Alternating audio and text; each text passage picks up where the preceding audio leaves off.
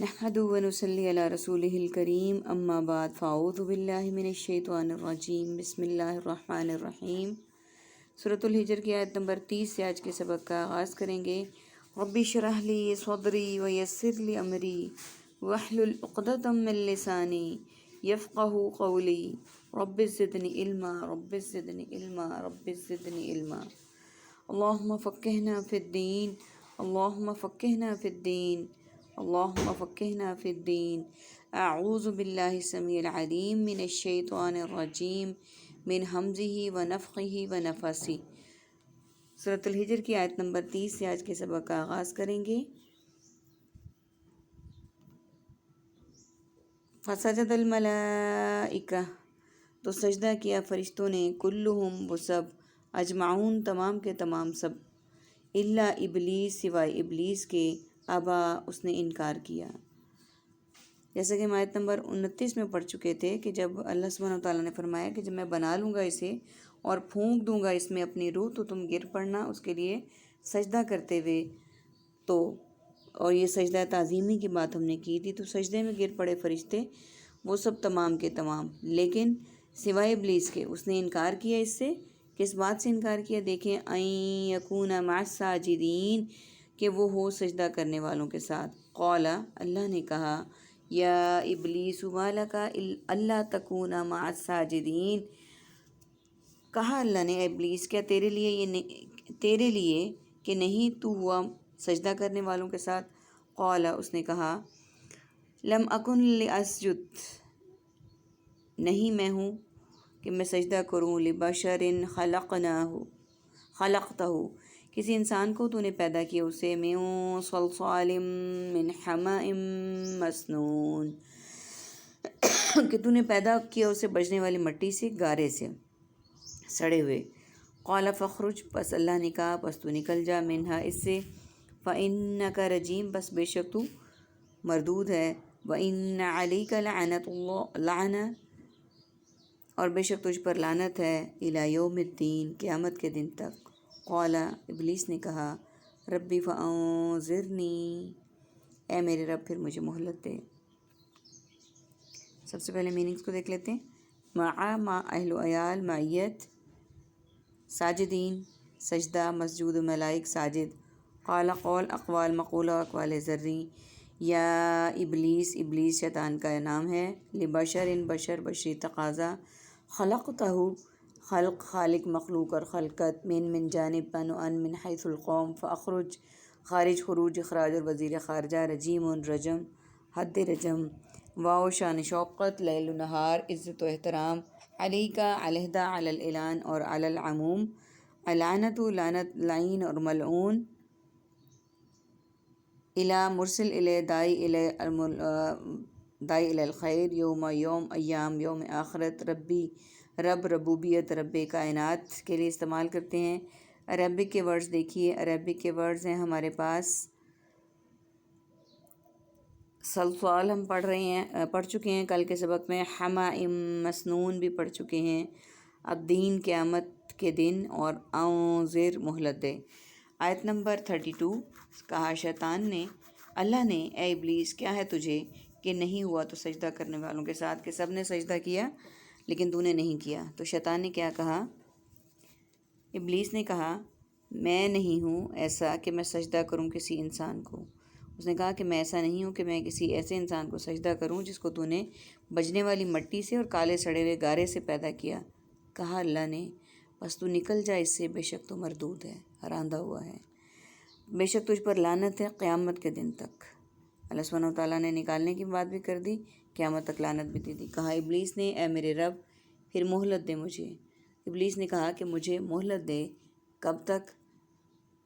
الی یوم یبعثون، اس دن جب وہ سب اٹھائے جائیں گے۔ اب یہاں پہ یہ بھی بات قابل ذکر ہے کہ شیطان نے بھی اپنے برے کام کرنے کے لیے اللہ سبحانہ وتعالیٰ کی مدد چاہی اور اسے رب کہہ کر پکارا۔ اب ہمارے لیے لمحہ فکریہ کیا ہے کہ ہم اپنے رب کو رب کہہ کر نہیں پکارتے، اپنی دعائیں اس سے نہیں مانتے۔ وہ شیطان تھا، ابلیس، اللہ تعالیٰ کے حکم کی نافرمانی کرنے والا، لیکن اس کے باوجود اس نے رب کہہ کر پکارا اور دعا کی، اور اس نے مہلت مانگی اللہ سبحانہ و تعالیٰ کے بندوں کو، شیطان کو نے، کہ وہ قیامت تک ان کو بہکائے گا۔ اللہ تعالیٰ نے اس کی یہ دعا بھی قبول کی۔ اس کا ایمان تھا اس بات پہ، تب اس نے یہ سارا کچھ کیا، اور ہم لوگوں کے ایمان ہی کمزور ہیں۔ قال، فرمایا اللہ نے، فَإِنَّكَ پس بے شک تو، من المنظرین مہلت دیے جانے والوں میں سے ہے، الی یوم الوقت المعلوم وقت کے دن مقرر کیا ہوا۔ قال، اس نے کہا، ربی اے میرے رب، بما اغویتنی اس وجہ سے جو تو نے گمراہ کیا مجھے، لأزینن ضرور ضرور میں مزین کروں گا، لہم ان کے لیے، فی الارض زمین میں، ولا اغوینہم اور ضرور میں گمراہ کروں گا انہیں، اجمعین تمام کے تمام، الا عبادک سوائے تیرے بندے، منہم ان میں سے، مخلصین سب خالص کیے ہوئے۔ قال کہا اللہ نے، ھذا صراط علی مستقیم یہ راستہ مجھ تک سیدھا آتا ہے۔ ان بے شک، عبادی میرے بندے، لیس لکا نہیں ہے تیرے لیے، علیہم سلطان ان پر کوئی زور۔ سب سے پہلے میننگس کو دیکھ لیتے ہیں۔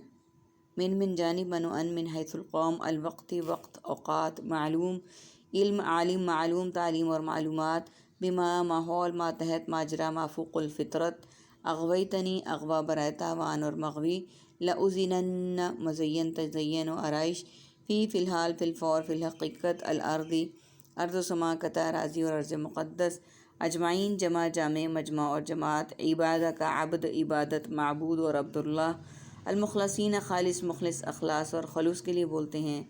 ھذا لہذا من فضل ربی صراط صراط مستقیم پل صراط علیہ علیحدہ علی الاعلان اور علی العموم مستقیم استقامت خط مستقیم سلطان سلطانی گواہ سلطنت اور سلطان یبعثون اٹھائے جائیں گے منظرین مہلت دیے جائیں گے۔ یہ دو ورڈز ہمارے پاس عربک کے ہیں کہ اس دن جب وہ اٹھائے جائیں گے تب تک اس نے مہلت مانگی۔ فرمایا اللہ تعالیٰ نے، بے شک تو مہلت دیے جانے والوں میں سے ہے، یعنی تیری دعا قبول ہو گئی ہے اور تو مہلت دیا جائے گا مقررہ وقت کے دن، یعنی قیامت کے دن تک۔ کہا ابلیس نے، اے میرے رب، اس وجہ سے جو تو نے گمراہ کیا مجھے، ضرور میں مزین کروں گا۔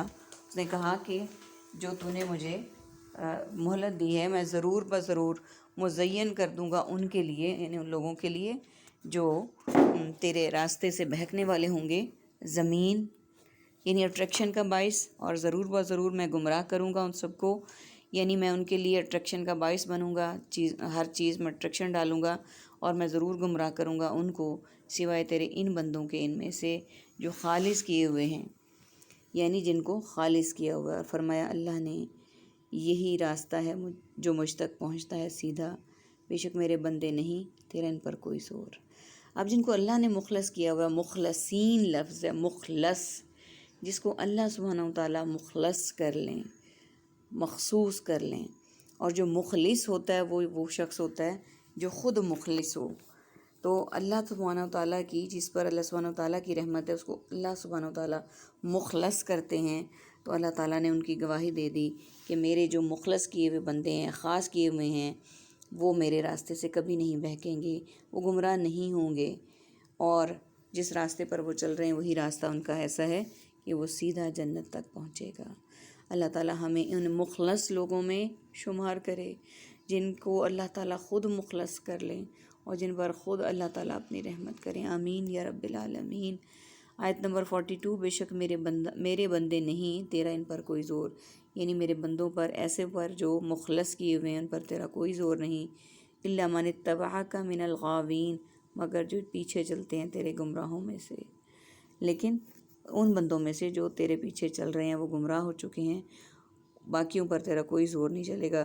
وَإِنَّ جَهَنَّمَ لَمَوْعِدُهُمْ أَجْمَعِينَ اور بے شک جہنم یقیناً ان کے وعدے کی جگہ تمام کے تمام، لَهَا سَبْعَةُ أَبْوَابٍ اس کے 7 دروازے ہیں، لِكُلِّ بَابٍ مِّنْهُمْ جُزْءٌ مَّقْسُومٌ ہر دروازے کا ایک میں سے ایک حصہ تقسیم کیا ہوا ہے۔